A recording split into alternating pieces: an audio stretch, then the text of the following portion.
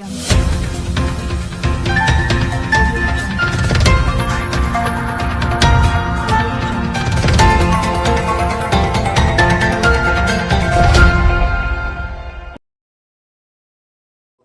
अब अगर तुमने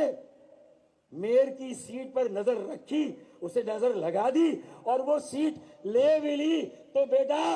पाकिस्तान बनाने वालों की मौजूदा नस्ल भी इस पिंडाल में आज ये अज़्म करती है, एक जज्बे और लगन से अज़्म करती है, अपनी आस्तीनें और पांचे चढ़ाकर ये फैसला करती है कि तुमने हमारी मेयर की सीट ली। इंशाअल्लाह अक्टूबर 2023 के आम इंतखाबात में हम तुम्हारी वजीर आला की सीट लेके दिखाएंगे इंशाअल्लाह।